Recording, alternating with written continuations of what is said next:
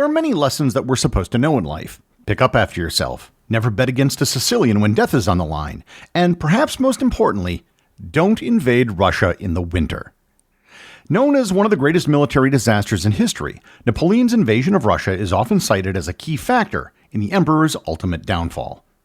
Although the campaign actually started in June, the brutal impact of General Winter led to the devastation of the French army and ultimately contributed to the downfall of one of the greatest generals in history. Learn more about Napoleon's invasion of Russia and the devastation of the French army on this episode of Everything Everywhere Daily.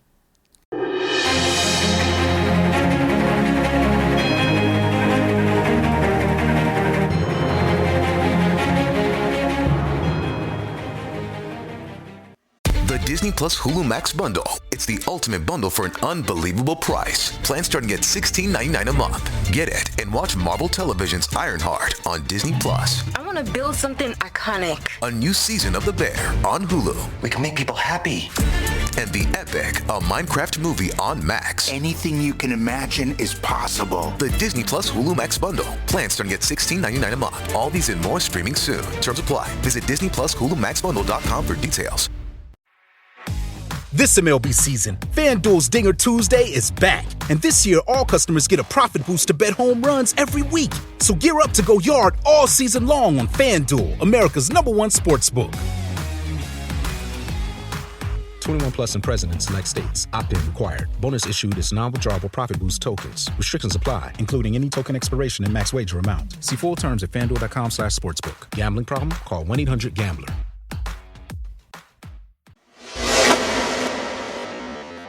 Napoleon Bonaparte came to power at the end of the French Revolution, becoming first consul, a position he created in 1799, and later crowned himself Emperor of the French in 1804. Historically known as one of, if not the greatest military generals of all time, Napoleon led the French army to decisive victories over multiple European powers during the Napoleonic Wars. Additionally, he radically reshaped the political landscape of France through the implementation of what became known as the Napoleonic Code. But for all his accomplishments, the beginning of the end for him was his decision to invade Russia. A few things to put the invasion of Russia into context. The French had been in a constant state of war against other European powers since the Revolution, with 6 different European coalitions being formed to defeat the French up to this point in Napoleon's reign. The first 5 coalition wars will be skipped over for the sake of brevity, but the ultimate result of each war was a French victory, with Napoleon gaining more and more influence and control over mainland Europe. However, there was one pesky enemy that was able to avoid direct military defeat by Napoleon and the French army: Great Britain. You might have heard the phrase, Britannia rules the waves, and for Napoleon this was especially true, with the emperor being unable to reach the island due to the superiority of the British Navy. The result of this was Napoleon's imposition of an embargo on the United Kingdom known as the Continental System, which prohibited all trade between mainland Europe and Britain. The goal of the Continental System was to cripple the British economy and force the British to sue for peace. However, this system was difficult to enforce. The first notable example of enforcing the Continental System was in Spain. Napoleon invaded Spain in 1808 in a brutal military campaign lasting until Napoleon's fall in 1814. The Peninsular War, known as Napoleon's Vietnam, will be its own future episode, but for now, know that it was a massive drain on French resources and manpower. However, the big hole in the Continental System was Russia. The Russians also refused to follow the Continental System, with Tsar Alexander I withdrawing from it in December of 1810, and openly trading with Britain while simultaneously imposing a heavy tax on French products. This was due to the Continental System destroying the Russian economy, tanking the value of the ruble. To retaliate, Napoleon began to prepare for an invasion of Russia. Despite popular perceptions, this campaign was planned over a long period, with preparations beginning as early as January 1811. On June 24, 1812, Napoleon and his army of about 600,000 men marched into Russia. The invasion was not one to conquer territory per se, but rather one for control.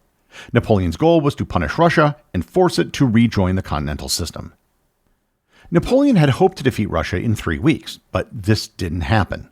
Napoleon's military tactics typically relied on speed and outmaneuvering the enemy, or using massive encircling movements to demolish the army in one fell swoop. The strategy of the Russians was essentially don't fight Napoleon. The Russians retreated into their vast territory and scorched the earth behind them. Russia adopted a Fabian strategy, if you remember back to the previous episode on the subject. They knew they probably couldn't win, so they fought not to lose. Russia was able to enact this strategy due to the country's massive size and the leadership of General Barclay de Tolly. Scorched earth is an effective military strategy because it destroys anything the enemy army could use from your land. In a country like Russia, this strategy is effective due to its vast size, which forces the enemy supply lines to stretch across a large territory, leaving them vulnerable to sneak attacks and starvation. This was incredibly effective because if Napoleon couldn't live off the land, he couldn't use strategies that were dependent upon speed. And if he couldn't move as quickly, he couldn't encircle your army. And if he couldn't encircle your army, he couldn't land a decisive victory. And if he couldn't land a decisive victory, you weren't defeated. So you can see why this would be effective. The first battle of the invasion was in the city of Valina on June 27th. And I say battle, but there was actually very little fighting as the Russians quickly retreated. The conditions after taking the city were immediately brutal, with the first night having a massive electrical storm with large amounts of rain, hail, and sleet, resulting in some troops and horses dying. Napoleon did not take this foreshadowing seriously and continued through the Russian countryside, confident in his eventual victory. By late July, the Russians abandoned another city, Vitebsk, leaving the French nothing but its burned-out remains. Along the way, peasants would burn their crops as they evacuated, refusing to let the crops fall into French hands. Though we often talk about the brutality of the Russian winter, the summer's not much better. The conditions were brutal. There was no food, oppressive heat, and insects and waterborne diseases that were running rampant in the French army. The Russians did eventually fight Napoleon at the Battle of Smolensk in August of 1812. An important historical city, Napoleon had hoped for the Russians to defend it, and they did. Though it was a French victory, it was not the decisive victory that Napoleon was hoping for. Napoleon was unable to destroy the Russians, who managed to retreat from the city using bridges at nightfall and then burning the bridges after they escaped, preventing the French from following them. After the retreat at Smolensk, the Russians replaced their commander, installing General Mikhail Kutuzov as the new commander of the Russian army. His strategy was similar to that of General Barclay de Tolly, who employed scorched earth and tactical retreats as his primary military tactic. However, General Kutuzov was forced to take a stand at Borodino. Located just 120 kilometers or 75 miles outside of Moscow, the Russians decided to fight here in an attempt to block the French advance to Moscow. The Russians hastily worked to reinforce the city before engaging in battle with the French. The Battle of Borodino was the decisive battle that Napoleon had wanted, but he paid a massive price. The battle was one of the bloodiest of the Napoleonic Wars, involving approximately 300,000 men. Lasting for 12 hours, the casualty numbers for both sides were massive, with 35,000 French and 45,000 Russians dead or injured. Although it was a significant win, it was not the decisive victory that Napoleon had sought, as the Russian army remained intact and managed to retreat once again, continuing its war of attrition. The most notorious part of Napoleon's invasion was his taking of Moscow. Napoleon entered Moscow on September 14, 1812, and found the city deserted and in flames. Reportedly, Napoleon was horrified by the fire, shocked that the Russians would burn their own city. But the fire was crucial in depriving the French of vital resources inside Moscow. Because the Russians had evacuated all the fire equipment with them, there was no way for the French to put the flames out, resulting in no food or shelter for the French army, which had to resort to pillaging. After reaching Moscow, Napoleon had expected Tsar Alexander to make peace, as Moscow was Russia's largest city and held a large cultural and historical significance. At this point, he also held a massive amount of Russian territory, though it was rendered useless by the scorched earth policy. Napoleon had sent a letter to Tsar Alexander asking for a surrender, but crucially, the Tsar never responded.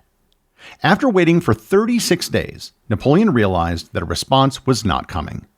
Not wanting to get stuck in Moscow in the winter, on October 18th, he ordered a retreat from Russia. But at this point, it was too late. At the time the retreat began, Napoleon and his army had only a portion of his original 600,000 men. The Russian autumn experienced heavy rainfall, turning dirt roads into thick patches of mud, which completely stalled the army and left them vulnerable to guerrilla attacks from the Cossacks. This allowed the main Russian army to begin pursuing the French, resulting in the Battle of Maloyaroslavets on October 24, 1812. Again, although this battle was technically a French victory, crucially, the Russians were able to prevent the French from retreating to the southern provinces, which still held important resources like food, forcing the Russians to retreat along the same destroyed path that they had taken to invade. The retreat soon became a chaotic endeavor. Morale plummeted across the French army as they were forced to traverse previous battlefields, including the battlefield at Borodino, making the soldiers come face to face with their previous, unburied, frozen, dead comrades. In early November, the Russian winter finally hit, causing devastation to the French army. The weather dropped to negative 30 degrees Celsius or negative 22 degrees Fahrenheit. To put this into perspective, icicles would form from their breath, and many soldiers became blind from the snow, while others simply dropped dead from the cold, freezing to death. These conditions led to the morale of the army quickly dropping, with fights breaking out due to a lack of food and water, and cannibalism even taking place amongst the French. By the time the French again reached Smolensk on November 9th, Napoleon had already suffered 40,000 more casualties and had lost almost all of his horses and most of his artillery. This didn't stop the Russians from continuing their pursuit. The Battle of Krasnoy led to another 30,000 French killed, wounded, or taken prisoner as they attempted to leave Smolensk. During these skirmishes, the French army was divided, and the Russians were able to surround Napoleon at Borisov on the Berezina River. However, the French engineers were able to build bridges rapidly across the river before destroying it again before the Russians could arrive. After this, Napoleon appointed a new head of the army to oversee the rest of the retreat, and himself returned to Paris ahead of the army to oversee problems in the city. Overall, of the roughly 600,000 men who invaded Russia, fewer than 100,000 returned to France. Those who did survive were crippled, suffering from frostbite, or were starving. The Russians also faced massive amounts of death between civilians and soldiers. While their numbers are unknown, they likely surpassed 1 million total people, making the invasion one of the deadliest operations in military history up to that point. The invasion of Russia is perceived as setting the stage for Napoleon's last defeat. The invasion was a massive strategic blunder, leaving the French vulnerable to the forces of the Sixth Coalition.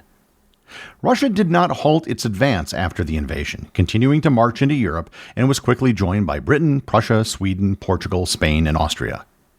Just 2 years after his invasion began, Napoleon would fall to the Sixth Coalition in 1814. Napoleon was forced to abdicate as Emperor of the French and was sent into exile on the Italian island of Elba. He did, of course, eventually escape and succeeded in retaking power in France. I've previously done an episode on the 100 Days War, which covers his return from Elba to his defeat at Waterloo. Overall, Napoleon's invasion of Russia was a military disaster, one of the worst in history, despite his success in many individual battles during the campaign. The massive amounts of death and the horrific conditions his soldiers faced played a large part in the eventual defeat of one of the greatest military commanders of all time. It also provides proof of the old adage that you can win the battles, but still lose the war. The executive producer of Everything Everywhere Daily is Charles Daniel. The associate producers are Austin Oken and Cameron Kiefer. Research and writing for this episode was provided by Olivia Ash. A reminder that I'll be hosting the Everything Everywhere Daily 5th Anniversary event on July 19th in Appleton, Wisconsin. If you'd like to attend, information and an RSVP link are available in the show notes. And if we get a decent turnout, maybe I'll consider coming to a town near you. Today's review comes from listener Mostly Evil Penguin on Apple Podcasts in the United States. They write, "Just incredible. I love listening to your show, and I know that everyone here appreciates all the effort you pour into it. Every morning I wake up and check Apple Podcasts. It's a great learning experience, and even with Encore episodes, I learn even more. Thanks, Gary. Always happy to hear from you. Hurricane." By the way, very sad the Packers didn't make it to the Super Bowl. Well, thanks, Hurricane. I, too, am sad the Packers didn't make it to the Super Bowl this year. However, I prefer to be realistic about it. There are 32 teams in the NFL. On average, that means a team should win a Super Bowl about once every 32 years.